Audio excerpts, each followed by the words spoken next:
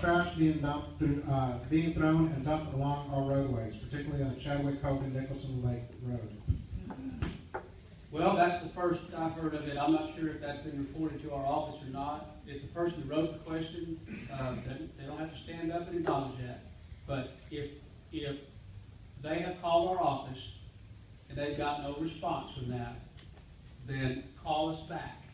And we will do all we can to not only answer that question, but to address the issue. We have an environmental office in Washington County. It's not real difficult to go to a trash pile and find out whose trash it is. There's mail, there's all kinds of things in someone's trash can that leads us or an environmental officer to identify these people. And we can deal with them, but we have to know about it in order for us to deal with them. Just like anything else. The strange car on Nicholson Lake Road, we need to know about that. You know who's supposed to be in your neighborhood and who's not. Call us.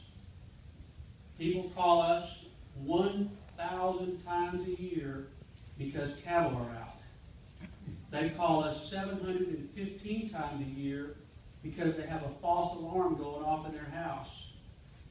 That's 4 calls a day for our 2 deputies in our county driving over 500,000 miles this year to chase cattle and false alarms, and we don't mind chasing real things. I know that story needs to be told in emphasis. Those are very, very important statistics. Please repeat them.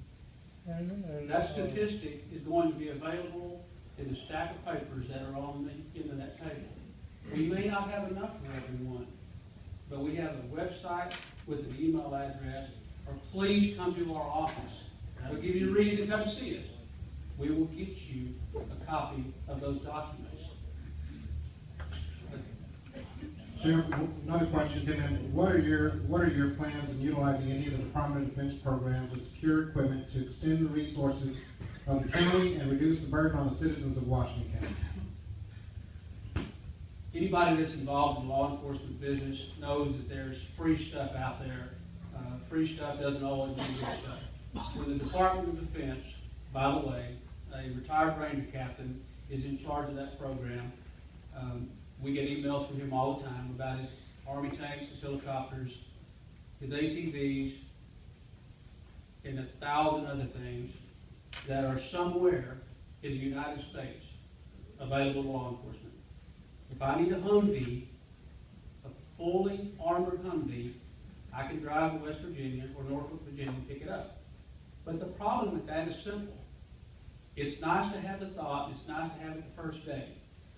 But what do you do with it when you're done with looking at it and taking pictures of it? You have to maintain it. To maintain an armored personnel carrier is not worth the price that we're having to pay to go get it and the fuel that it costs us to go get it. So with that said, I refuse to even be part of that when our good friend, the sheriff in Montgomery County, has a building 10 times as big with every toy on earth in it that he will bring us when we need it. And along with the other contiguous county sheriffs and many other sheriffs that I've worked with over the last 30 years, at a drop of a hat would bring us anything we needed, including hundreds of personnel. So it's really not worth that. Another question will be, will you be willing to reintroduce Sheriff Department happenings into the Banner Press? I noticed Sheriff Department stopped and now Burns PD also. When we took office, I had thought about the Banner Press Brenham Beat. Arthur, we talked about that over the course of the year. Our thoughts were simple. I didn't like reading all the stop for 65 and 55 and had some little issue and they went to jail. What I want you all to know are the most important things that are happening in our county related to our sheriff's office. Not that we're not doing all those other things, because we are. We're doing all that and more. But I want you to see those burglars, those thieves, those criminals that we put in our jail that need to be put in that paper. because we often get complacent and just stop reading that stuff. I hope by this time, when you look at the paper and you see those pictures in there of those criminals, that you stop what you're doing and you read what we've done. I think the long, drawn-out things of the traffic stops and all this is not necessary. However, I'm willing to compromise on that if a majority of the people want that. How many of you want to see every detail of everything that the Sheriff's Office does on a daily basis in the Brenham Banner Heat? How many of you like to see the way it is now? How many of you don't care?